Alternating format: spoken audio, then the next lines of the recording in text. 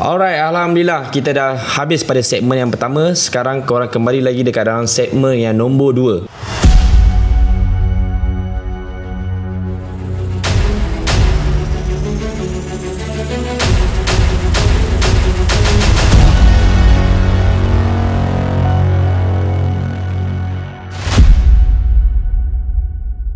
Okay, segmen yang nombor 2 ni lah yang korang nanti-nantikan dan tajuk yang utama lah bang, orang cakap kan. Yang tadi tu lebih mukadimah saja. Kita akan bercakap tentang pemerdagangan manusia dan juga perjuangan global. Tapi sebelum itu, Pablo ingin menyatakan kenapa kita highlightkan, kita bangkitkan isu ini, kerana aku menjadi isu yang paling hangat diperkatakan sekarang ni. Sebab ramai tak tahu sebenarnya isu perdagangan manusia ni bukan baru saja berlaku kat Malaysia ni. Betul.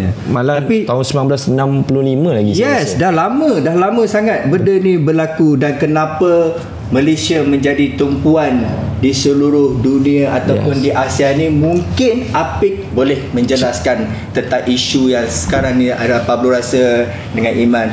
Pemerdagangan manusia masih lagi berlaku di zaman moden ni. Betul. Zaman 2021 Ya, 2021. Dia kalau kita tengok definisi untuk pembarangan manusia ni, dia berkait dengan menjual orang. Jual orang lah. Bahasa pasar dia jual orang. Pasar orang jual orang.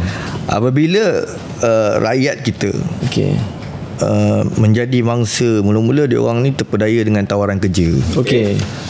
Apabila dia orang diterima, diperdaya dengan tawaran kerja dengan gaji yang lumayan, maka dia orang bersetuju untuk terbang ke Bangkok. Jadi apabila mereka terbang ke Bangkok dengan disediakan tiket-tiket oleh pihak sindiket, maka apabila sampai saja di Bangkok, dia akan diarahkan untuk naik satu kenderaan lain. Satu kenderaan. Ya. Perjualan tu berlaku di situ. Ya. Siapa yang mendapat perangkap dia sampai ke Bangkok? Satu company tipu. Satu company. Jadi apabila dia sampai dekat Bangkok, company ni akan arahkan dia naik satu kenderaan yang telah disediakan. Konon-kononnya jom kita pergi ke office. Apabila sampai kedua pula. Apabila sampai, dia orang akan diserahkan pasport. Konon-kononnya nak semak lah apalah. Ambil pasport, ambil telefon, simpan, naik kereta, terus ke Myanmar. Perjualan berlaku lagi sekali di sana. Maknanya orang ni dapat perdaya dia sampai ke Bangkok. Betul. Dengan bermodalkan tiket penerbangan. Baik. Dengan bermodalkan penipuan. Itu je. Betul. Apabila dah sampai ke tangan dia, dia bawa terus direct pergi ke sepadan antara Myanmar. Sepadan Myanmar dan Thailand. Faham. Sampai dekat sepadan, penjualan kedua berlaku. Maknanya orang yang memperdayakan tadi akan jual dia ni, orang Thailand akan jual dia kepada pihak Myanmar. Yang mana jual ke negara Myanmar tetapi dibeli oleh sindiket China. Yang beroperasi di Myanmar. Penjualan tu berlaku kali kedua di sana. Dan apabila dia sampai ke sana, first dia akan jadikan tebusan. Dia akan bagi offer. Kamu nak balik atau kamu nak stay? Kalau kamu nak balik, bayar $10,000 atau $15,000. Harga yang telah dijadikan tebusan dulu. Jadi tebusan Ya. Kalau kata dia orang tak mampu nak sediakan duit $15,000 ke $20,000 USD. Ya, USD. $45,000 dekat 60. Ya. Kalau tak ada duit, maka dia akan dijual ke company yang lain pula, tetapi di dalam kawasan yang sama. Di dalam kawasan Myanmar juga. Maksudnya pelibatan ni lebih daripada satu company Lebih daripada satu company. Salah satu faktor yang menyebabkan menjadi pendekatan kepada pemerdagangan manusia sebentar tadi Apik katakan adalah tawaran kerja. Adakah tawaran kerja yang menjadi faktor utama? Ada dorongan daripada mungkin rakan sebaya ke ataupun rakan-rakan? Ada di kalangan setengah, ada setengah kes dia datang daripada kalangan rakan-rakan. Kawan jual kawan. Betul. Contoh, saya kenal satu orang, saya bagi tahu dia suruh bawa lagi 5 orang. Konon-kononnya ada kerja lah. Tapi saya hantar kamu sampai airport je. Sampai ke airport dah ada satu orang yang kata in charge. Untuk bawa kamu sampai ke terbang ke negara yang kamu nak pergi. Sampai ke sana terus masuk van apa semua, terus jual. Itu pun berlaku juga. Tapi itu berlaku kepada bangsa Cina. Bangsa Cina kebanyakan kes yang saya ambil, kalau melibatkan bangsa Cina, terutamanya orang muda, kebanyakan majoriti kawan jual kawan. Kawan jual kawan. Ya. Kerana apa? Kerana komisen kalau saya jual kamu adalah 2,000 USD. 2,000 USD? Ya. Maksudnya 8,000 ringgit lah. Ya, lebih kurang.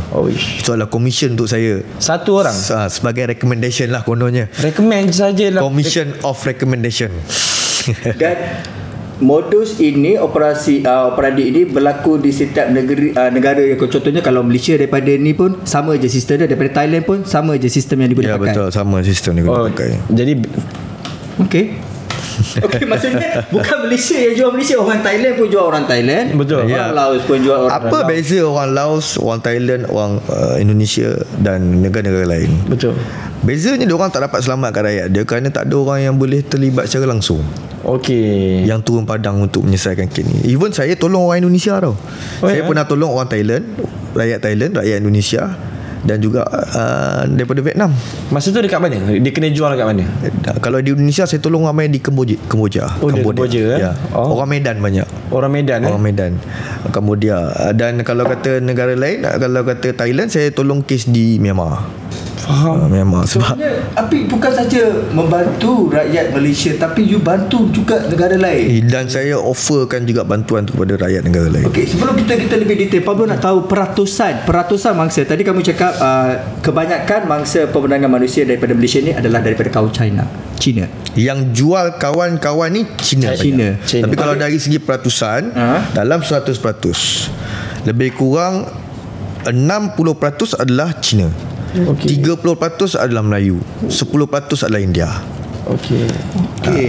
30% adalah Cina, 30% adalah Melayu, 10% adalah India. Bagaimana pula dengan mangsa? Kebanyakan adakah wanita ataupun lelaki? Kalau kita tengok dari segi peratus, kebanyakan lelaki ni adalah 70%. Lelaki 70%? Perempuan 30%. Perempuan 30%.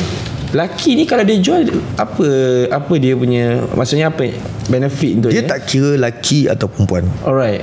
Tujuan dia adalah untuk dijual. Tetapi bukan dijadikan untuk perempuan, tak dijadikan pelacur ke apa, tak ada. Dan akhirnya apabila dijual, dia akan jadikan tebusan pula. Kalau keluarga tak mampu, dia akan jadi hamba untuk kerja sebagai skamer.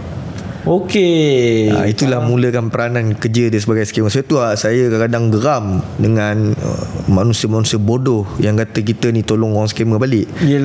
Kalau kamu sendiri pun jadi mangsa, kamu pun kerja skamer. Jangan cakap kamu. Kalau bapak kamu pun jadi mangsa, bapak kamu pun akan kerja skamer. Sebab apa? Mereka tak ada choice, tak ada pilihan. Mereka telah diangkut bawa sampai ke Myanmar. Dan sampai ke Myanmar, mereka dijadikan tebusan. Kalau dia orang tak ada duit, keluarganya miskin, dia orang dipaksa menjadi hamba untuk bekerja dengan sindiket skamer. Itu memang modus operandi dia orang. First, dia orang jual, memperdagangkan manusia.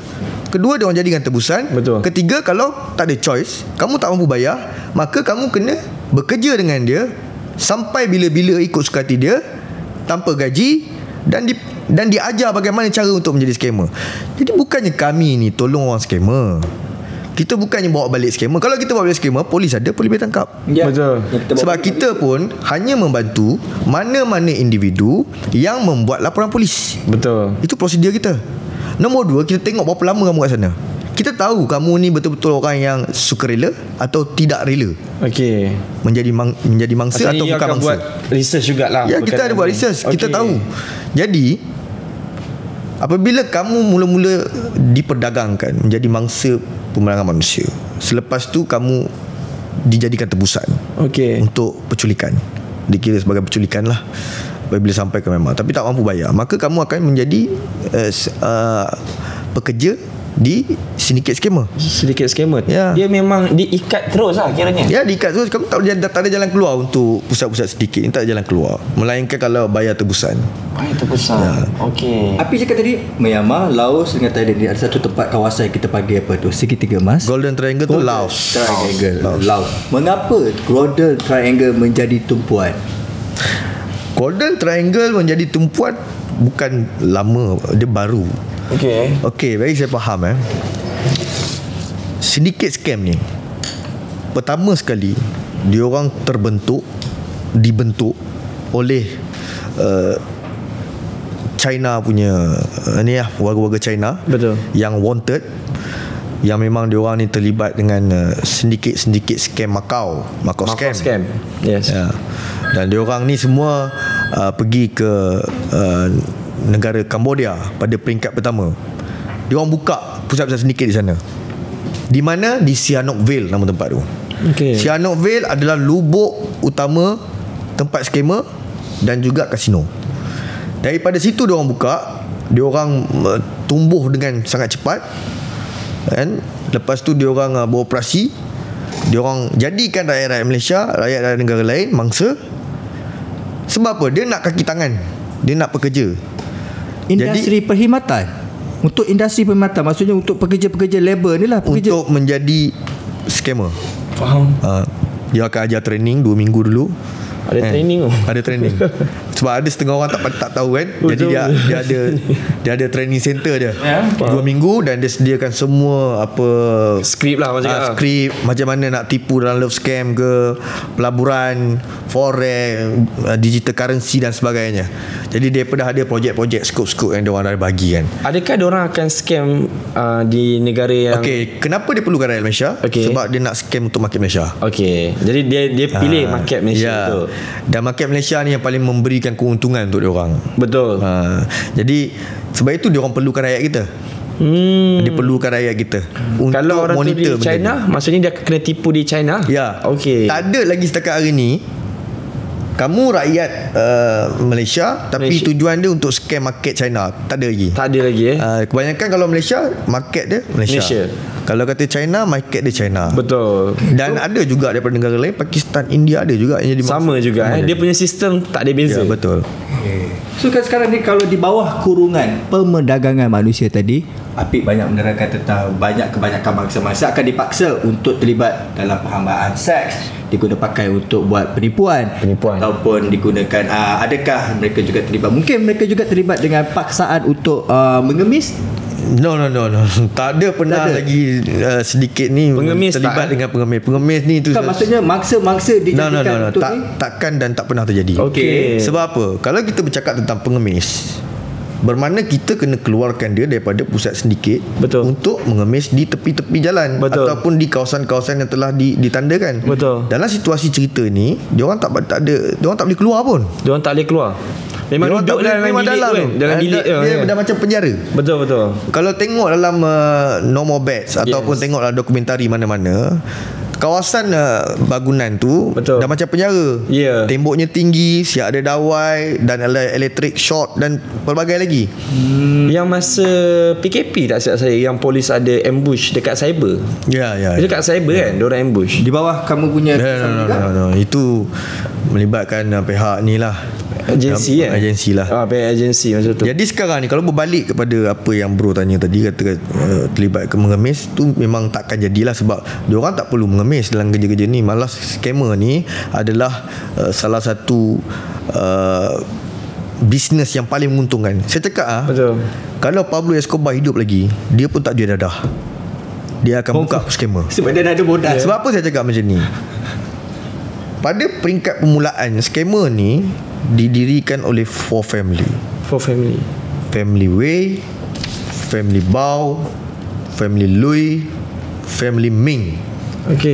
Empat family ni dulunya tokan dadah, pengedar dadah dan ada makmal. Diorang ni memang supply dadah sebab empat orang ni mereka adalah pengikut Peng ni satu nama besar lah. Kalau siapa yang tahu dalang dunia gangster, dunia mafia ni, kita mesti tahu nama Kunsa. Salah satu penyenayah yang hebat di Asia dan berlubuk di Golden Triangle. Peng ni adalah orang kanan kepada Kunsa, dan Kunsa pun dah mati. Jadi Peng ni pergi ke wilayah Shan State Army di Myanmar. Dan 4 family ni adalah orang kanan dia. 4 orang ni orang kanan dia. Peng ni adalah pengedar dadah opium terbesar di Asia. Empat ni pun sama juga. 4 family ni. Bayangkan apabila mereka terlibat dengan skamer, mereka stop membekal dadah. Maksudnya dia punya Kerana keuntungan dia melebihi 50 kali ganda, betul. 100 kali ganda daripada dia orang jual dadah. Yes, betul. Tak berbaloi jual dadah, lagi untung buka pusat skema. Sampai akhirnya bayangkan 4 family ni lepas mati je Peng, dia khianat kepada Peng. Okay. Peng pun dah tak jual dadah. 4 family yang kontrol dadah ni stop pemasaran dadah, buka pusat-pusat skema lebih banyak. Oh. Sebab tu saya cakap kalau Pablo Escobar hidup, Pablo Escobar pun berhenti jual kokain.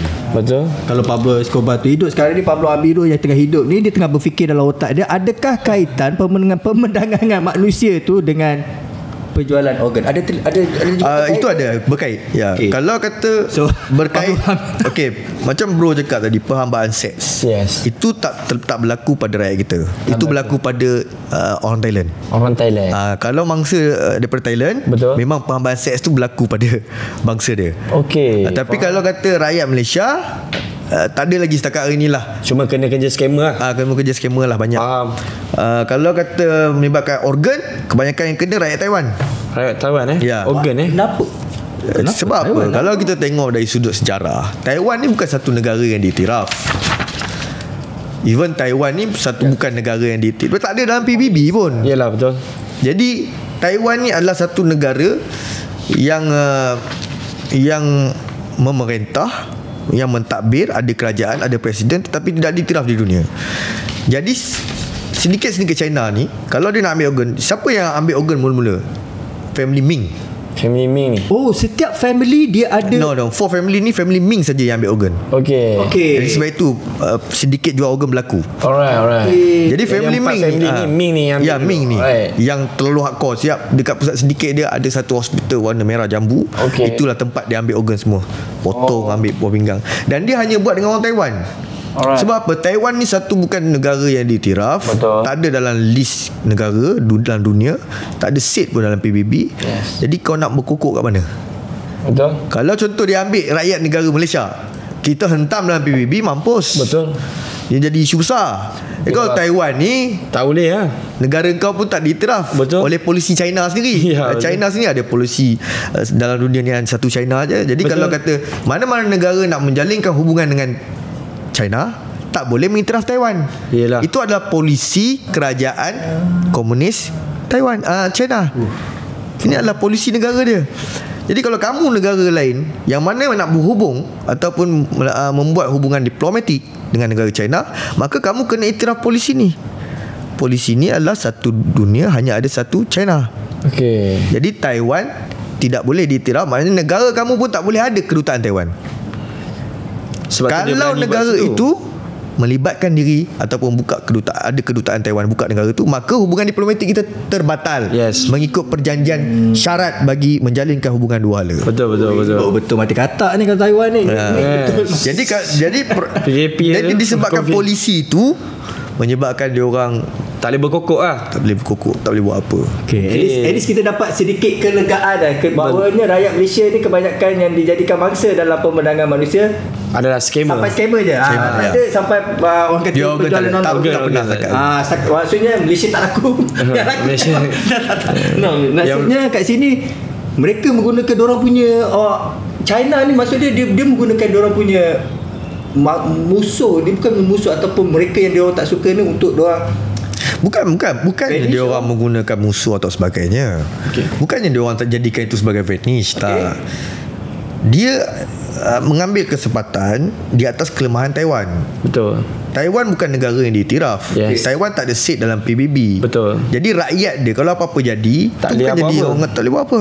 Mati kata. So dia ambil kesempatan di atas polisi China tu sendiri. Yes. China tak terlibat. Ni melibatkan rakyat dia. Ya, betul. Sedikit-sedikit. Betul. Jadi kerana kelemahan dari segi polisi pengiktirafan negara ni punya pasal, jadi dia utamakan rakyat Taiwan untuk dia ambil organ. Sebab Taiwan tak boleh pergi jauh dalam nak menyuarakan perkara-perkara ini kerana betul, dia sendiri satu negara yang tak diiktiraf. Yes, betul.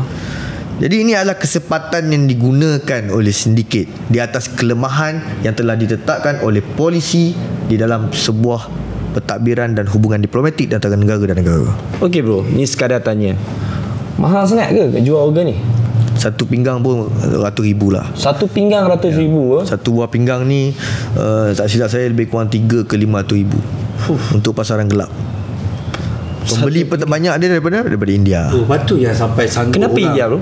Pembeli dia daripada India. Sebab kebanyakan kita, contoh kalau orang kaya, yang mana yang anak dia memerlukan buah pinggang apa semua, kita nak harapkan daripada ni memang tak dapat lah. Betul. Supply daripada sini.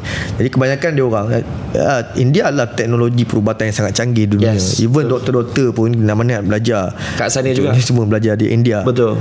Jadi kebanyakan dia orang ni beli organ-organ ni, dan apabila kita nak menjalankan pembedahan dan sebagainya, maka kita kena pergi ke sana. Betul. Kerana stok ada di sana. Okey. Jadi pembedahan pun berlaku di sana. Faham. Jadi dari segi perubatan dan sebagainya itu berlaku di sana, di India. Kiranya orang yang nak serah buah pinggang ni, nak tak nak dia kena serah kalau dia jadi sebagai mangsa, betul tak? Ke macam mana? Ke dia suka rela? Dia tak boleh suka rela. Ke dapat komisen ya? Tak. Dia satu, kalau kamu ni contoh mengkhianati company. Okey. Maknanya jadi hantu ke, khianat ke, main duit company ke dan sebagainya. Betul. Maka diorang akan jual orang ni. Company lain akan jual dia ni kepada Family Ming. Okey. Dia ada banyak company. Yang paling berkuasa for family. Tapi ada juga anak-anak kecil-kecil yang buka. Yes. So kalau kata diorang ni ada di antara mana rakyat yang diorang nak bunuh, daripada aku bunuh kau, baik aku jual kau. Yes, dapat duit. Betul. So jual daripada Family Ming potong dia, ambil organ dalam, dia dapat duit. Okey. So kalau dia tak puas hati dengan orang ni, daripada aku bunuh kau tak dapat apa, aku tembak kau tak dapat apa, baik aku ambil kau, aku jual pada Family Ming. Kira langsam semua berapa harga.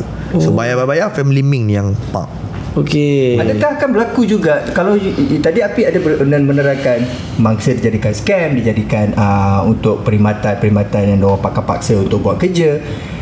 Adakah wanita dan kanak-kanak yang ada dalam orang kata kes pemenangan manusia ni, ada kemungkinan tak pembiakan dilakukan untuk wanita dan anak-anak yang dilahirkan tu digunakan tujuan untuk penjualan organ-organ pula? Tak pernah lagi. Diorang ambil yang dah siap. Tak pernah lagi berlaku. Tapi memang diorang akan ambil yang dah siap lah. Maksudnya yang dah ready untuk diambil. Okey. Itu kalau kita bercerita dari segi ke mana mangsa-mangsa ni akan dibawa kepada di Golden Triangle menjadi hub ataupun tempat perkumpulan, bukan saja baru. Sebab Apik ada menerangkan sudah lama terbentuk daripada kongsi-kongsi orang-orang yang dikehendaki perlu mereka bentuk sebuah sedikit yang melibatkan penjualan manusia. Apis, Pablo nak bertanya, pengalaman anda mengendalikan isu-isu tentang pemenangan manusia, adakah pernah anda lalui waktu-waktu yang terutamanya Malaysia, ada tak satu momen yang you rasa macam this is too much, terlalu keterlaluan, tidak masuk akal, kemanusiaan yang dilayan oleh mangsa-mangsa yang mendapat layanan daripada sedikit? Mungkin Apik boleh kongsikan sedikit sebanyak tentang situasi sebenarnya apa yang berlaku kepada mangsa-mangsa kita. Dia apa yang saya tak boleh terima adalah matinya rakyat kita di Mewadi. Bukan mati sebab apa, dia dipukul dengan begitu teruk. Faham. Dia dipukul kerana dia gagal mendapatkan sale. Jadi apa jadi pada dia? Orang Ipoh, orang negeri saya lah, orang kampung saya lah senang cakap. Jadi Cina ni tak dapat sale. Apa dia orang buat? Dia orang pukul dia, seksa dia sampai dia ni dah separah sedar. Jadi dia orang dah ambil dia ni, dia orang buang ke sebelah. Sebab sepadan di antara Myanmar dan Thailand ni adalah sungai je. Macam mana Golok dengan Dato' Panjang. Jadi saiz sungai Golok tu macam itulah saiz sungai sana pun. Jadi apa dia buat, dia ambil badan mangsa ni, dia buang ke sebelah dan dijumpai oleh askar Thailand yang ronda di border kawasan tu. Dia jumpa, bawa ke hospital, selang beberapa hari mati. Dan saya dapat tengoklah gambar dia tu, sebab askar Thailand tu kawan saya juga. Saya betul-betul sedih tengok keadaan mayat dia tu macam binatang. Muka dia pecah, dia tu biru-biru badan. Dan akhirnya family dia terbang pergi ke sana, tak boleh bawa balik mayat sebab kos tinggi. Jadi diorang terpaksa semadikan anak dia di Mesot juga, di Thailand juga. Jadi upacara untuk mendiang dijalankan di negara itu. Itu sangat benda yang bagi saya itu too much, melampau. Dan saya pernah bercakap dalam satu sidang media, Kalau boleh tengok TikTok saya pada bulan 10 2023 tak silap saya, 10 ataupun 11 lah. Ketika tu ada 3 mangsa, 2 Cina dan 1 India. 1 India tu perempuan, 2 Cina ni lelaki lah, daripada Johor 2 orang ni. Yang India ni datang daripada, perempuan India ni datang daripada Pahang, pregnant. Adalah sidang media saya pada 2023. Kita bawa balik, dia pregnant lebih kurang 5 bulan 6 bulan.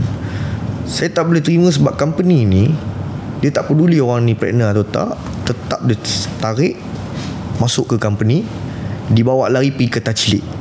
Tadi saya cerita tentang Miyawadi. Ni Tachilik. Tachilik ni pula antara salah satu kawasan yang berada dalam Golden Triangle, di antara Laos, Myanmar dan juga Thailand. Jadi Tachilik, ketika tu perempuan ni, waktu dia diambil daripada Mesai. Mesai ni adalah sepadan di antara Tachilik dengan inilah antara Myanmar. Dan Mesai ni di Thailand. Okey. Tetap kita negotiate. Kita cakap dengan dia, kalau boleh lepas lah, dia mengandung. Betul. Sebab pregnant, takkan kau nak juga. Dia tak peduli. Dia tetap tahan mereka bertiga ni. Waktu tu saya dah sampai waktu tu saya dekat Malaysia lagi, baru balik. Jadi waktu tu saya cakap ni melampau lah, sebab kita dah bagi tahu kepada dia orang kalau boleh lepas ada ni. Dia tak nak lepas. Jadi saya fly balik pergi ke Mesai. Saya panggil orang saya di Tachilik, kawan-kawan saya. Dan bodohnya dia orang ni, 2 telefon dia rampas, 1 telefon dia tak rampas. Telefon dia tak rampas tu yang berhubung dengan saya. Saya minta location, saya hantar orang, dan pecah kepala dia orang saya tu buat. Sebab ketika waktu dia nak keluarkan mereka bertiga, sampai je kereta, 2 orang Myanmar ni, pekerja kepada sindiket ni, blok dia orang, tahan. Jadi kawan-kawan saya tak cakap banyak, pecahkan kepala orang. Memang teruk lah, pecah kepala. Yelah. Dan saya cakap dalam sidang media di airport, saya bagi tahu pekerja kepada sindiket yang cuba menghalang operasi ini telah pun pecah kepala. Saya cakap depan media waktu ketika tu. Sebab saya nak bagi mesej kepada ejen-ejen sindiket, kamu jangan main-main, jangan ingat kamu hebat sangat. Sebab apa? Kita tak peduli. Kalau kamu boleh buat macam tu kepada salah satu rakyat kita di Miyawadi, kenapa saya tak boleh buat macam tu kamu? Betul. Dan saya bagi tahu benda ni dalam sidang media. Ada sidang media di dalam TikTok saya pada bulan 10 2003. Saya bagi tahu benda tu di depan media. Saya nak itu di highlightkan. Kenapa kita ada barua dan sedikit ataupun kita ada barua kepada company-company ni yang masih lagi berluasa di Malaysia. Jadi yang itu sedikit Indonesia, yang menjadi ejen untuk penjualan orang. Jika tak ada bangsat-bangsat begini, jika tak ada barua-barua ni, manakah mungkin kita boleh perdaya dia untuk datang ke sesebuah negara lalu kita jual ke negara lain? Mesti ada ejen-ejen itu. Macam saya kata, di kawan jual kawan. Itulah maksud saya, ejen-ejen yang terlibat. Kalau ejen-ejen terlibat dia, sekarang menarik perhatian Pablo. Sebab Pablo nak tahu lebih lanjut. Kita tahu mangsa diperdaya dengan tawaran kerja, ada yang kerana desatkan kawan-kawan, terikutkan kawan-kawan yang kononnya tengokkan gaya hidup mewah, semua ada ni semua. Adakah kemungkinan penglibatan yang barua-barua ataupun bangsat-bangsat yang dimaksudkan adalah mereka yang terlibat dalam agensi-agensi yang membenarkan mangsa-mangsa ini keluar? No. Dia tak terlibat secara langsung. Sebab apa? Nak bawa mana-mana rakyat kita keluar tu tak perlu pun satu proses yang sangat susah. Tak susah pun. Macam biasa, beli tiket terbang, pasport hidup. Jadi kalau nak kata melibatkan mana-mana badan atau agensi tu, tak logik lah. Sebab saya pun boleh beli tiket siapa-siapa untuk terbangkan dia. Sebab kita nak clear benda ni. Masalah dia yang menjadi problem dia, bangsat-bangsat ni baru-baru ni dia ada kenalan di negara luar lah. Luar. Lalu dia tahu berapa komisen dia akan dapat. Jadi dia yang memperdaya orang ni untuk kerja di luar negara, dan dia yang hantar orang ni sampai ke airport. Dan ada orang yang akan ambil, ada dekat airport sana, ada airport sana, person in charge lah. Jadi orang ni akan bawa. Bila sampai je berjaya sampai ke sebuah negara itu, maka kamu akan dikreditkan komisen. Okey, sampai dia terus masuk commission. Ya, dia masuk commission semua melalui USDT. Dia orang tak guna transaksi bank ni. Dia orang menggunakan semua digital currency. Okey. Sebab tak boleh trace, tak boleh tahu. Sebab dia hanya melakukan pemindahan wang atau pemindahan dana dari segi address wallet. Jadi mungkin benda ni ialah sebagai awareness juga video kan, yang untuk orang berhati-hati, betul tak? Ya, betul. Lepas ni nak permohonan kerja dan sebagainya. Saya rasa part ni, saya rasa lah mungkin certain agensi kena ketatkan sikit. Dia macam ni. Saya pernah table talk jugalah dengan kerajaan Thailand. Alright. Saya pernah cakap dengan dia orang.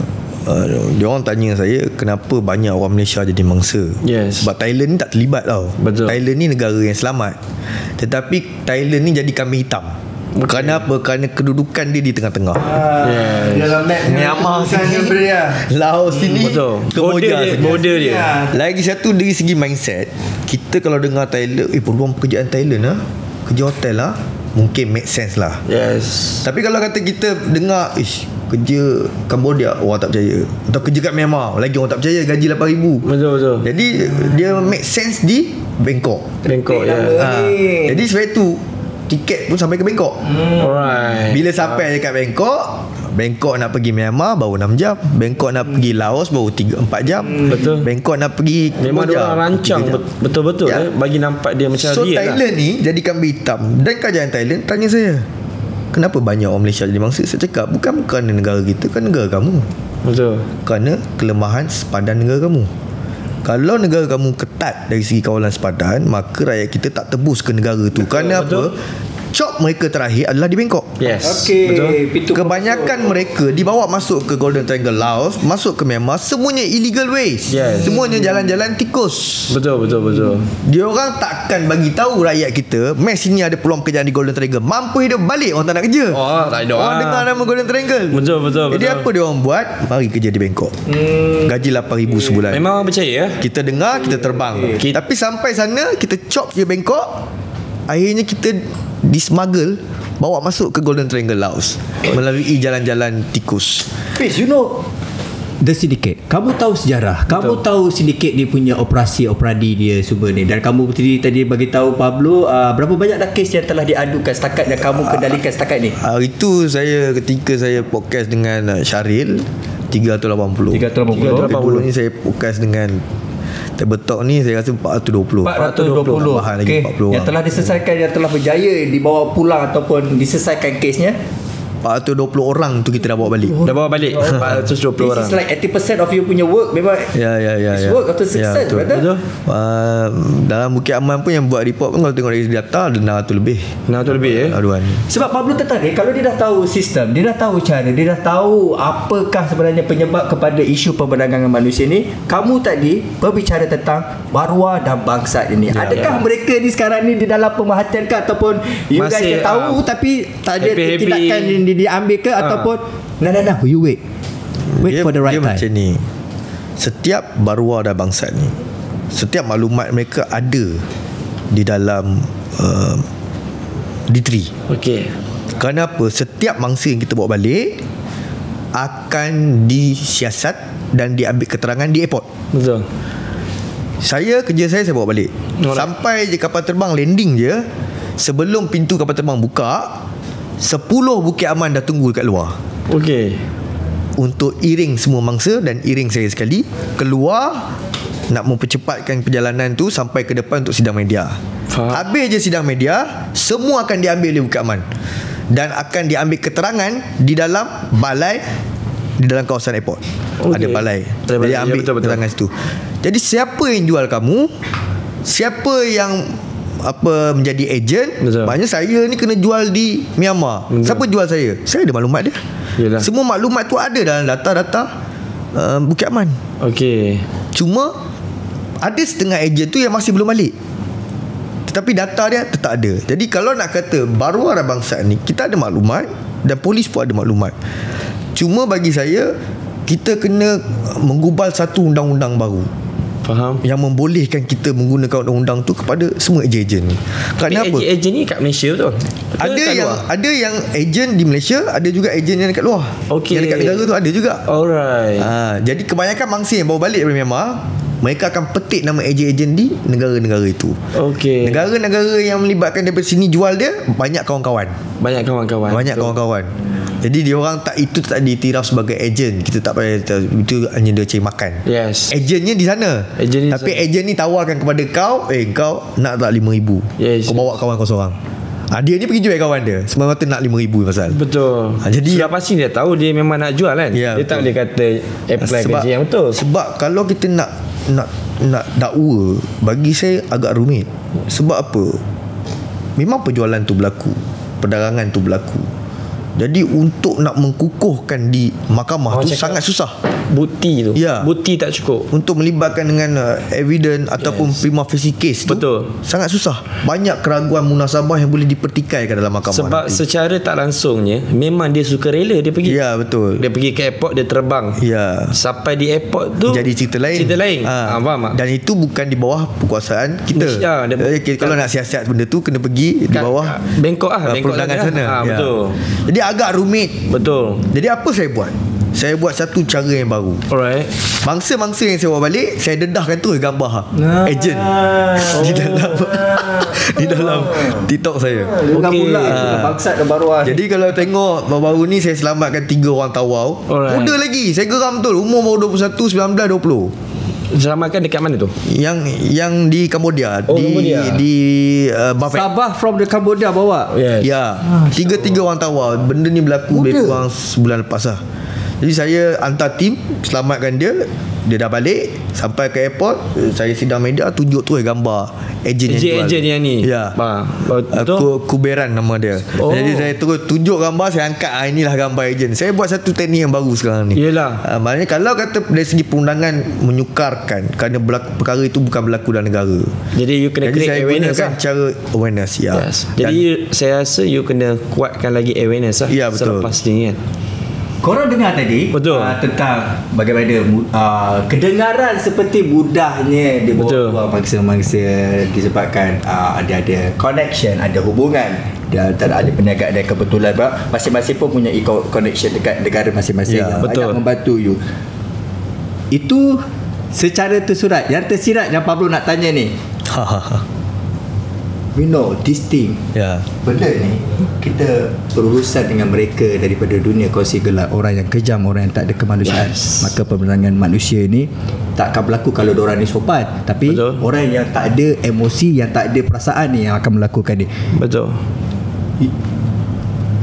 Apik cara you berurusan tu, tidak semua peratusan kamu deal dengan cara undang-undang, betul? Betul. Majoriti cara saya. Cara kamu lah. Mungkin cara underground lah. Kamu nak tahu jugalah, ada tak pernah kamu terlibat dengan cara yang demi nak mengeluarkan rakyat Malaysia ataupun mereka yang menjadi mangsa you, kamu kena buat satu urusan yang kalau yang melibatkan dunia-dunia gelap ni bukan semua orang boleh buat urusan tau. Bukan semua orang mampu untuk. Dia tak sama macam dalam movie. Bahasa budaya dengan masing-masing punya.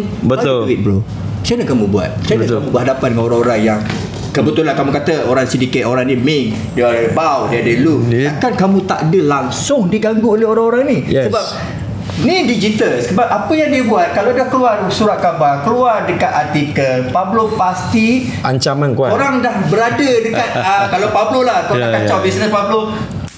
Dia dah sampai tahu yang ni lah. I need everything about him. Dia makan pukul berapa, dia telefon siapa, SMS I love you kat siapa, aku nak tahu. Kalau Pablo lah, is that happen to you? Ya, betul. Jadi kalau berbalik pada soalan Pablo yang pertama, mengatakan bagaimana saya buat. Dia kalau soalan kedua, adakah saya terima ancaman? Betul. Yang ketiga, bagaimana saya berdepan dengan perkara-perkara ni. Kalau kita berbalik pada soalan pertama, bagaimana saya buat adalah menggunakan cara yang mana bagaimana sindiket buat. Kalau mereka tidak menggunakan undang-undang, kita pun tidak menggunakan undang-undang. Betul. Kita menggunakan cara kita macam mana kamu menggunakan cara kamu. Betul. Kerana apa? Jahat lawannya jahat lah. Ya, jahat lah. Kalau kita tengok cerita Blacklist Yes, dalam Netflix ya. Betul. Raymond Reddington. Betul. Satu mafia yang dah berubah tapi dia melawan mafia yang lain. Betul. Untuk dia buat kebaikan. Dia pernah cakap satu quote dia, ayat dia kata, if nothing makes sense in the light, we must search in the dark. Yes, betul. Itu jalan dia. Betul. Jadi kalau kata perkara-perkara macam ni tak boleh sangat terang. kita tak boleh menggunakan cara perundangan, di mana kalau kita gunakan sistem perundangan melalui kerajaan, memang tak jalan. Jadi kita guna cara yang bertentangan. Betul. Untuk kita menyelamatkan. Jadi saya punya pegangan saya senang. Saya ni cermin. Bagaimana kamu buat begitu, kita pun buat begitu. Kalau kamu memaksa dia orang masuk, kita pun akan maksa dia orang keluar. Betul. Kalau kamu tak boleh nak deal dengan cara aman, kita buat cara yang tak aman lah. Ya. Dan kita dah buat dah pun. Faham. Dan kebanyakan sindiket-sindiket ni semuanya bukan orang tempatan. Majoriti sindiket adalah dikuasai oleh orang China. Kawan-kawan saya adalah orang yang berpengaruh dan orang tempatan. Walaupun kamu hebat bayar pada kerajaan, belum tentu kamu boleh berdepan dengan orang tempatan. Betul. Jadi nak tak nak, kamu kena pilih jalan A atau jalan B. Sama ada kamu bermasalah dengan orang yang berpengaruh yang merupakan orang tempatan, ataupun kamu lepaskan. Kebanyakan dia orang pilih B, lepaskan. B lah, lepaskan. Sebab dia orang tak nak ada masalah dengan orang yang berpengaruh tempatan. Yang kawan saya, yang di sepatan ni memang anti pemenarangan. dia anti China. Anti China. Dia anti orang China. Sebab apa? Keseluruhan. Dia orang bila beroperasi di negara mereka, betul, mereka bayar kepada government. Yes. Sebab secara tak langsung kabel mereka dah solid. Solid, betul. Sedikit sebanyak memberi ancaman kepada mafia tempatan. Betul. Ataupun kita panggil orang yang berpengaruh tempatan. Betul. Jadi ini menyebabkan persaingan. Sindiket mafia kartel-kartel tak sama. Iyalah, betul. Kumpulan yang berbeza. Cuma apa yang bagus dia, saya menggunakan link kawan-kawan saya yang tak terlibat dengan sindiket dalam masa sama yang geram dengan sindiket. Kerana yalah, rakyat dia pun, orang dia pun kena scam. Betul. Bukannya kena scam kita je. Betul. Kalau semua dia dah negara buka dekat Cambodia, rakyat Cambodia pun kena scam. Betul. Tapi apa mafia-mafia ni ataupun orang pengaruh ni boleh buat? Kalau dia dah bayar kepada government, dah bayar kepada kerajaan, dah rasuah sana sini, tak boleh buat apa. Betul. Jadi ini peluang yang baik kalau dia kerjasama dengan saya. Mari kita hajar sikit dia orang. Benefit untuk dia jugalah. Dalam masa sama, dia punya stand tetap teguh kat situ. Maknanya kamu kena hormat orang tempatan.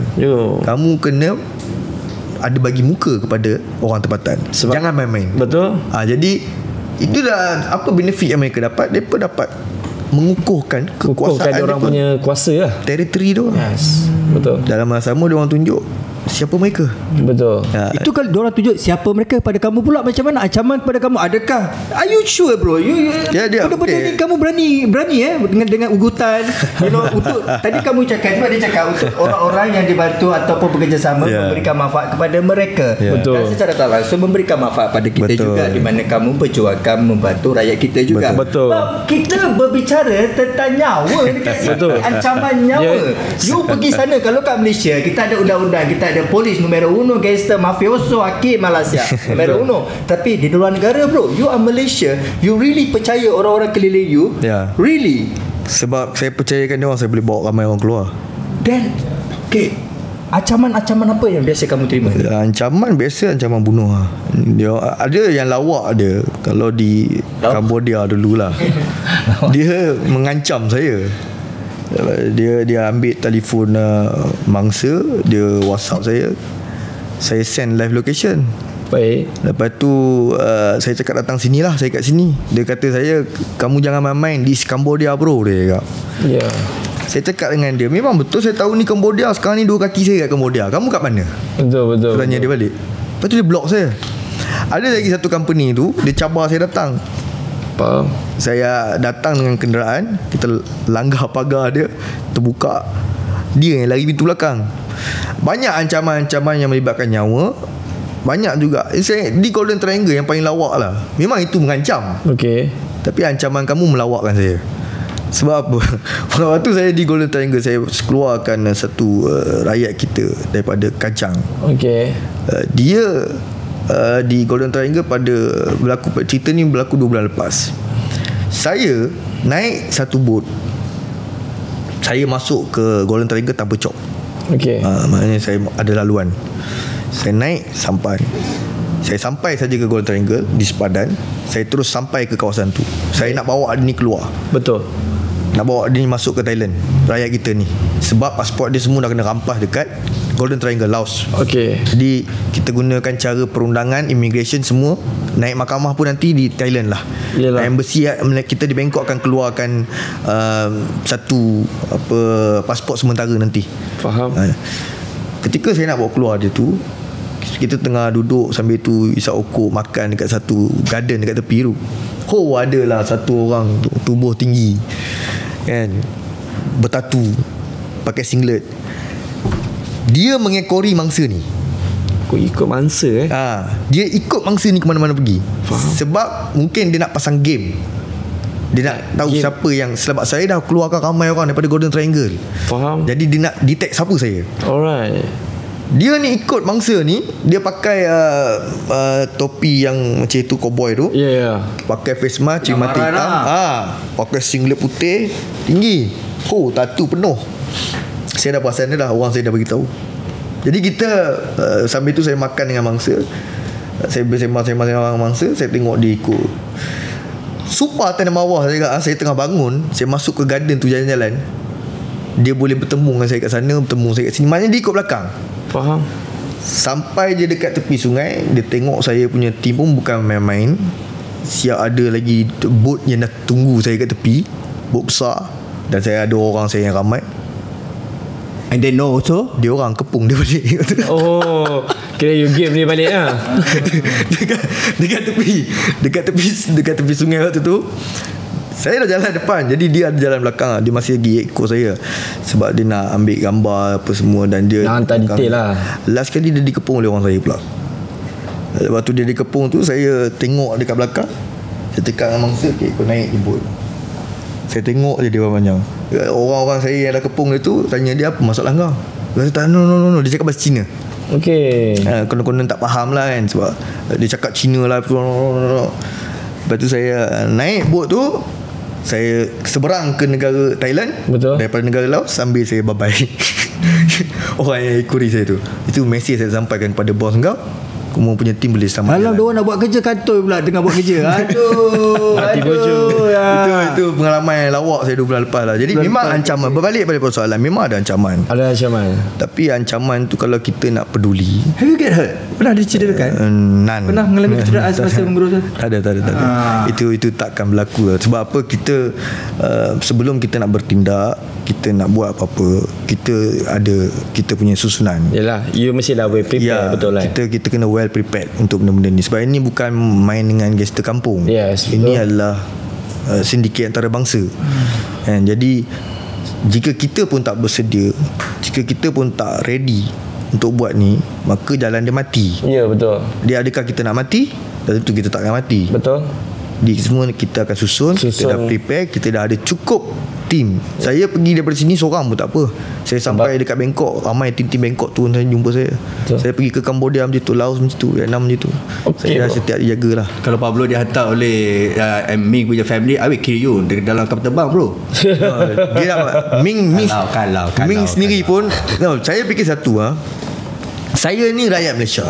Saya duduk di sebuah negara yang saya percaya security dia sangat hebat. Betul. Sebab itu saya tak peduli dengan benda ni. Even saya kat Malaysia pun, saya ada orang saya yang ikut saya juga. Yalah. Jadi kalau kamu negara lain yang cuba memberi ancaman saya di dalam negara saya yang saya rasa selamat, betul, I don't care, bro. Saya tak peduli kau. Okay, bro, saya nak tanya you. Saya nak tanya, you cakap ada state agent yang berada di luar dengan Malaysia, betul? Yeah. Adakah masih ada lagi ejen-ejen tu di Malaysia? Ada? Baruah ni, bangsat ni, Pablo nak tahu. Ada lagi tak diorang? Kalau sebelah, bukan dia. Ini Pablo. Dia baruah ni macam mana pun tak ada. Okay. Cuma tinggal dia aktif atau tak. Dia aktif ke tak? Dia aktif atau tak.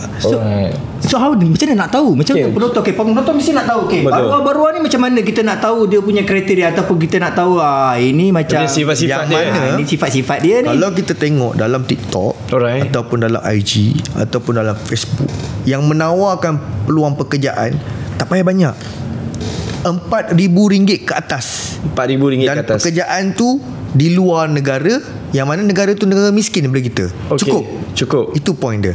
Kamu Alright. agent. So ini dibuat adakah melalui iklan ke ataupun iklan. the number TikTok. call you? Pelbagai. Jadi korang kat luar sana kena take note. Ya. Gaji RM4,000 ke atas pergi dekat negara yang miskin. Betul? Ya, betul. Itu tak masuk akal. Lain lah kalau peluang pekerjaan tu di Singapura. Alright. Tu make sense lah. Yes. Betul tak? Tapi kalau kata negara yang lebih miskin daripada kita menawarkan gaji yang lebih mahal daripada negara kita. Negara miskin daripada kita menawarkan gaji lebih mahal daripada kita. Betul. Tapi kalau dia menawar masuk yang dekat Bangkok tu bro, yang macam kat Bangkok tu. Thailand negara miskin. Okay. Even kalau kita tengok dari segi purata gaji dia pun hanya lebih kurang 8,000 Thai baht sebulan. Betul. Jadi bagaimana, walaupun capital the Bangkok, Yes. capital city the Bangkok, tetapi tetap pendapatan per capita dia tahunan tetap rendah. Tetap rendah juga. Jadi betul maknanya negara tu negara miskin. tak ada ke tempat lebih maju untuk diorang nak macam contohnya phone. Kalau phone kita boleh check through caller kan. Tak ada ke tempat untuk platform yang diorang boleh check kalau bila diorang ada iklan-iklan kan. Jadi tak ada ke tempat. Dia kalau kata kita nak semak contoh panggilan daripada scam tu mudah kita trace daripada Truecaller. Truecaller, yes, betul. Tapi kalau melibatkan job ni, maknanya mencari peluang pekerjaan ni, betul, dia sangat besar. Faham. Jadi kalau kata kita nak sediakan satu platform, betul, untuk kita dapat detect, itu datang daripada diri kita. Okey. Jadikan platform tu datang daripada diri kita. Yes. Kita yang dapat merasai benda tu logik atau tak. Senang je, simple dia, logik atau tak. Okey. Kalau negara miskin daripada Malaysia tawarkan gaji lebih mahal daripada Malaysia, tak logik, scam. Okey. Simple. Jadi korang kat luar sana kena cakap lebih pada research. Hati-hatilah, faham. Kita tak salahkan anda di luar sana yang nak mencari, orang kata nak cari orang kata ubah hidup. Betul. Orang akan ambil macam Pablo pun sendiri. Pablo sendiri pun akan ambil peluang untuk ubah hidup Pablo. Kalau kat luar tu mampu membayar Pablo lebih tinggi, Pablo akan grab peluang. Tetapi berhati-hati.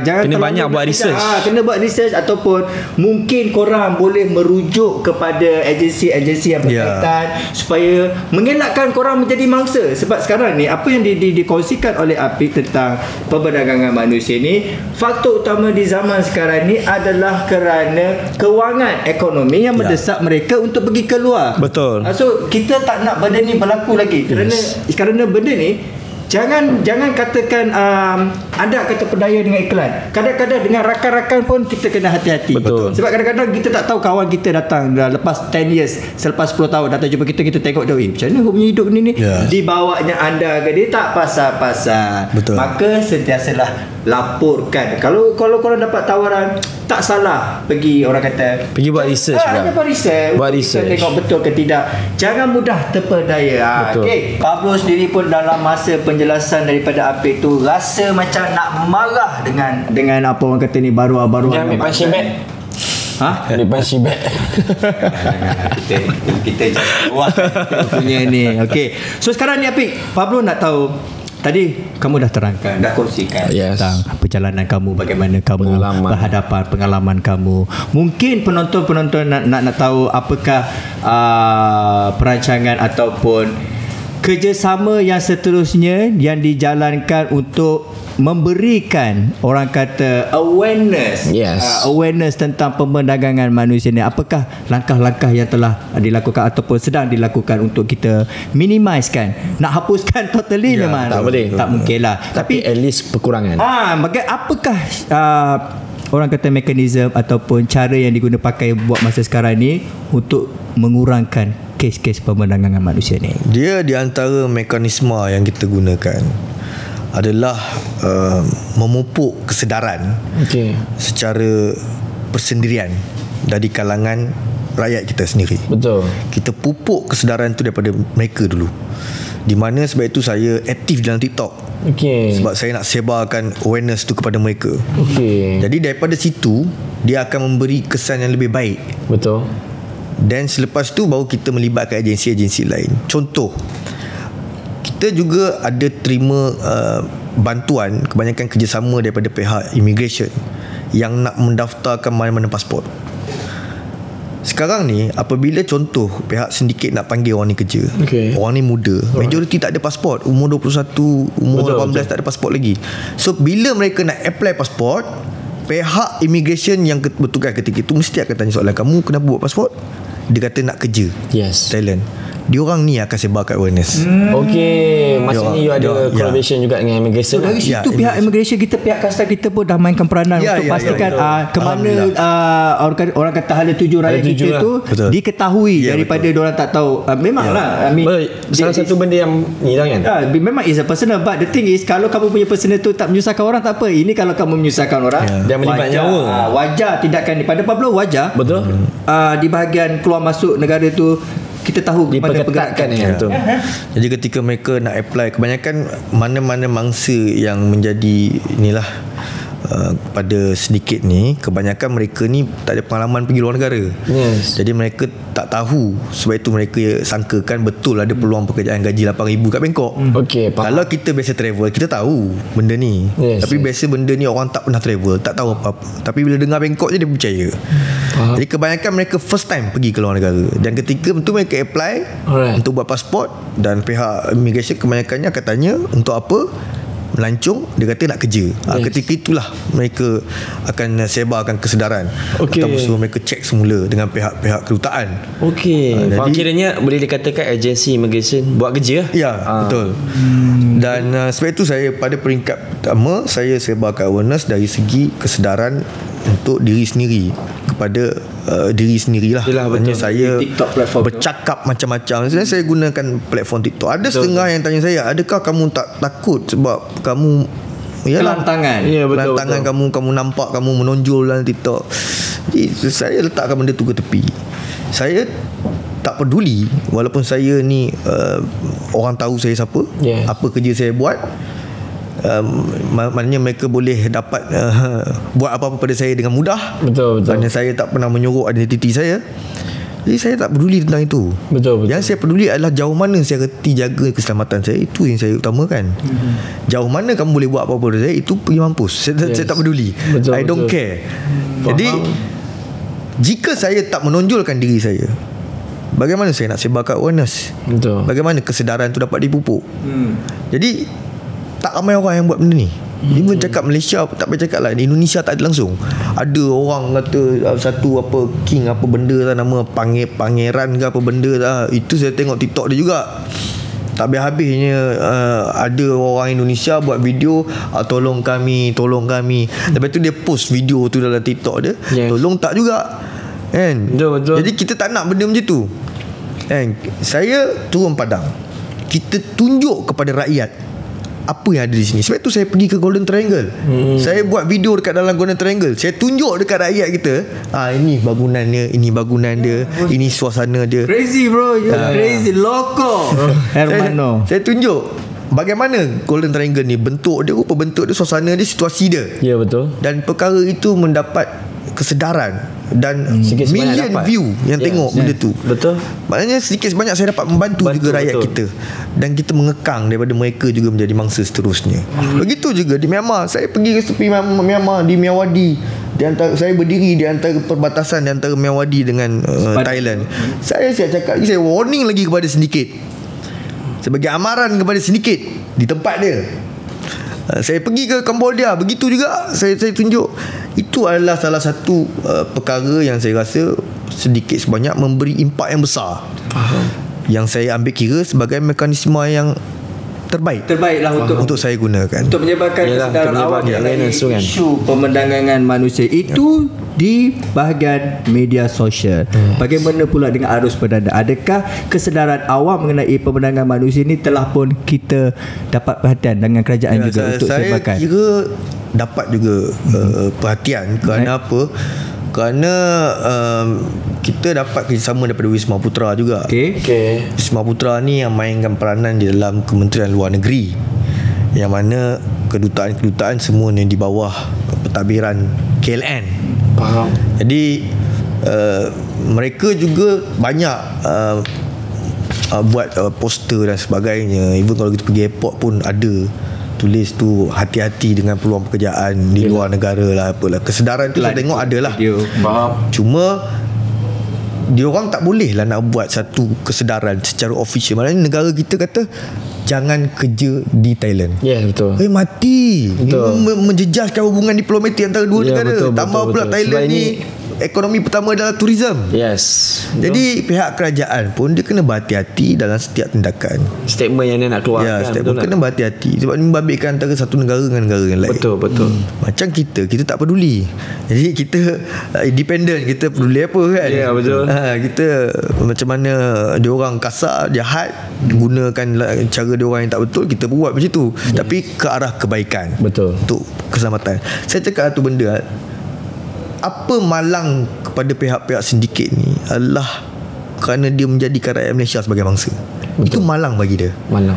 Kalau kata rakyat Malaysia tak jadi mangsa, saya ingat dia orang pun akan aman dan tak ada masalah. Lagi 100 tahun lagi kamu boleh berfungsi lama lagi. Sebab kau mess around with the Malaysia. Yes. Kau bermain dengan rakyat Malaysia, kau menjadikan rakyat Malaysia ni mangsa, maka itu adalah permulaan bagi malangnya di dalam operasi yang kamu jalankan. Sebab negara lain tak ada. Betul. Even saya pernah bantu IJM, even saya pernah bantu juga pertubuhan-pertubuhan lain yang minta bantuan kepada saya. Kerana apa? Kalau di Thailand, kalau di Indonesia, dia orang tak ada pertubuhan yang ada direct link. Tak ada. Dia orang terpaksa gunakan G2G, government to government. Yes. G2G, government to government, memang tak jalan. Proses pun dia kena guna G2G yang lagi satu. Yes. Gangster to gangster. Itu cara yang terbaik. Dia bukan terbaik, setakat hari ni berguna lah. Faham. Cuma apa yang bagusnya pula daripada sistem pertama yang saya gunakan ni, saya dapat bantuan direct juga daripada kerajaan. Contoh di Cambodia, saya pergi langgar pusat-pusat sindiket di Cambodia ni sampai menarik perhatian Mrs. Chow Bo Eng. Miss Chow Bo Eng ni adalah setiausaha Kementerian Dalam Negeri Cambodia. Maknanya selepas minister, dia bos. Dia lah. Dia ni macam KSU lah. Ketua setiausaha sulit. Dia KSU di dalam Kementerian Dalam Negeri. Nama dia Chow Bo Eng. Dia siap masukkan satu news di dalam Khmer Times, invitation untuk saya datang jumpa dia. Kerana dia tahu yang saya ni dah pergi langgar kat tempat-tempat sedikit-sedikit ni. Ya, betul. Jadi dia menarik perhatian kepada Chow Bo Eng. Sebab dia tak nak imej buruk negara dia ni. Betul. Di peringkat antarabangsa. Sebab saya mulut jahat. Saya dalam sidang media saya cakap lepas saya tak beli. Jadi sedikit sebanyak memberi kesan kepada negara. Tambah pula Cambodia pun antara salah satu faktor ekonomi dia adalah tourism juga. Yes, betul. Jadi apa dia buat? Dia panggil saya jumpa dia. Saya datang, cakap English dengan saya. Dia kata kenapa tak maklum kepada dia lah. Yalah. Kalau kata nak selamatkan rakyat Malaysia. Saya cakap kamu kena tanya pada kerajaan kamu balik. Saya cakap jangan tanya saya, adakah mereka itu relevan dan buat kerja. Saya cakap, jadi ada deal di antara saya dengan Chow Bo Eng. Apa deal dia? Selepas ni ada je rakyat Malaysia yang jadi mangsa Cambodia, bagi tahu dia akan hantar autoriti masuk, ambil, bawa keluar dan selamatkan dan hantar balik. Bukan menutup. Dia tak tutup lah premis tu, sedikit tak tutup. Cuma dia ambil rakyat kita yang kita nak bawa keluar secara percuma balik. Sebab kalau makin panas, makin tumpuan dunia kan. Jadi antarabangsa lah. Jadi itu deal yang berlaku lah. Alright. Mungkin the last thing yang nak bertanya kepada kita punya. Saya rasa daripada segi awareness semua kita dapat. Jadi mungkin ada benda last you nak message kan, sebelum kita nak tutup ni, mungkin ada something yang ataupun sesuatu yang nak diberikan, nak cakap, nak dikongsikan setelah perkongsian yang dilakukan, dia dikongsikan. Pablo percaya ramai yang berkobar-kobar kat luar sana tu nak bersama-sama dengan saudara kita ni nak buat benda ni. Tapi korang kena faham dulu, setelah apa yang diperdengarkan, bukan semua orang yang fikir balik. Dia kena fikir balik, jawab benda ni tau. Bukan semua orang boleh buat ni. So mungkin untuk pesanan kepada penonton-penonton di luar sana, khususnya kepada orang-orang muda yang mudah terpedaya dengan tawaran kerja ni, mungkin ada sesuatu yang mungkin yang Apik nak rumuskan secara terperinci sebelum kita tutup kita punya topik kali ni tentang pemberangan manusia kepada kita punya penonton. Apa pesanan saya? Dia tak susah sangat. Kita berlandaskan dengan perkara yang logik. Di dalam apa saja aspek kehidupan kita, kita mesti berfikiran logik. Alright. Apabila kita ada pemikiran logik tu, maka kita dapat huraiannya dan keselamatan yang lebih orang kata terperinci. Betul. Apa huraian yang kita nak. Jadi dari segi apakah logiknya setiap tawaran-tawaran ni, apakah logiknya negara ni menawarkan gaji yang sebegini. Wow. Itu yang kita kena utamakan dulu. Yes. Jadi apa pesanan saya, rakyat Malaysia perlu berfikir matang, waras dan logik sebelum membuat keputusan ataupun menerima apa-apa peluang pekerjaan. Dia bukan susah. Betul. Kita compare duit Thailand dengan duit Malaysia, mana lagi besar? Betul. Malaysia. Thailand ni dari sudut ekonomi kalah dengan kita. That's why kita punya nilai ringgit lebih kukuh berbanding mereka. Bukan kata dari segi kekukuhan tu kita tolak tepi, tapi dari segi nilai mata wang tu, mata wang kita lebih besar daripada mereka. Apatah lagi kalau nak dibandingkan Cambodia. Betul. Lagi jauh. Dia punya real dia. Yes. Apa pula nak bandingkan dengan Myanmar?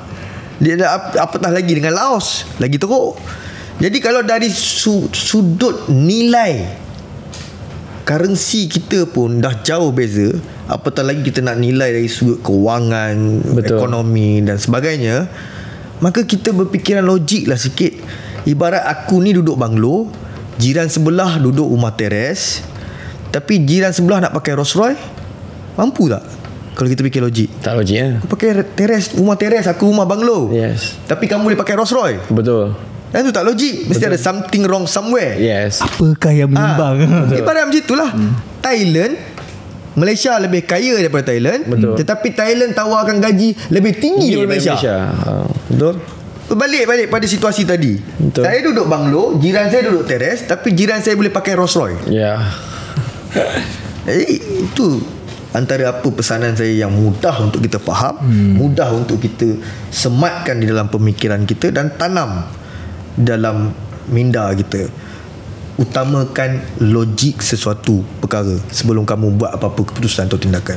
Kupaskan lagi pemikiran. Kalau ada sebarang kemusykilan, keraguan ataupun persoalan tentang isu-isu pemenangan ataupun ada rakan-rakan ahli keluarga, ke manakah penonton-penonton Pablo ni ataupun penonton kami ni boleh merujuk dekat dengan Facebook ni? Ya, kalau ikut saluran yang biasa lah mereka pakai, mereka akan hubung MShow. MShow, okey. Jadi kalau kata MShow ni memang talian hotline dia semua ada dekat Facebook, ada dekat TikTok kan. MShow lah. Facebook Bawah yang sama description ni semua pun lah. kita ada tulis, kat sini pun kita ada tulis kan. Yes, Jangan yes, takut. yes. Bawah ni pun ada. Dan ada setengah juga yang DM dekat TikTok saya. Okey, Jadi ada dua platform, sama ada kamu menggunakan saluran MShow, sebab MShow nanti lepas dia tapis dia akan pass kepada saya juga. Yalah, faham. Ataupun direct je DM TikTok saya. Faham. Sama je. Saya tetap menggunakan platform MShow. Betul. Kerana saya ni memang bukan ahli MShow, tetapi saya menggunakan MShow sebagai saluran rasmi untuk operasi-operasi menyelamatkan. Kerana apa?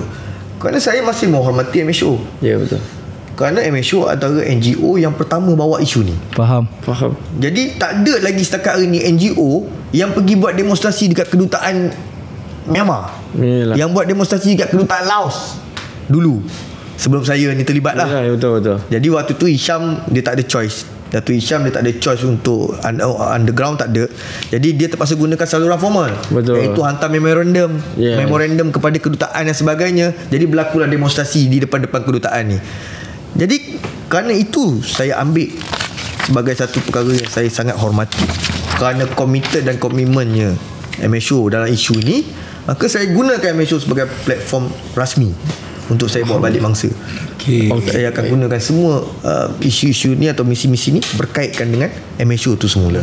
Baik. Oh, hari ni Pablo secara tak langsung dah dapat satu pengetahuan yang cukup-cukup bermakna lah pada Pablo. Sebab Betul. sebelum ni Pablo baca, sebelum ni kita menonton, tak sangka hari ni kita diberikan penjelasan, orang kata Lebih yang detail. lagi terperinci. Yes. So harap penonton-penonton di luar pun mendapat manfaat daripada perkongsian dilakukan oleh Apik sebentar tadi. Dan ini telah pun mengakhiri kita punya episod kali ini untuk Table Talk. Terima kasih lagi sekali Zero. Thank you, bro. Pablo ucapkan all the best. Pablo yakin satu Malaysia mendoakan keselamatan anda, mendoakan dan terus support. Yes. Semoga apa yang anda lakukan akan memberikan inspirasi kepada mereka di luar sana, dan sama-samalah kita mengengkang, membantras isu pemerdagangan manusia ni bersama-sama. Kalau nak harapkan dia, kita ada 32.7 juta manusia dekat Malaysia ni. Betul. Seorang je, come on lah rakyat Malaysia. Kita kan suka, kita jaga kita. So, ambil ilmu hari ini, jadilah pemerhati, jadilah mereka yang bertanggungjawab menjaga keamanan kita punya negara ni. Okay? Okay, kalau ada apa-apa suggestion ataupun pendapat ataupun guest yang korang nak, boleh tulis dekat ruang komen ini. Yes. Dan jangan lupa temu janji kita untuk episod yang seterusnya dengan lagi orang kata lebih tetamu yang lebih panas yang lebih sensasi. So kita jumpa lagi di episod yang akan datang. Saya Pablo Amirul. Saya Iman Azmi. Sembang dulu. Baru tahu langit sembang dulu baru tahu langit tinggi ke rendah. Thank you.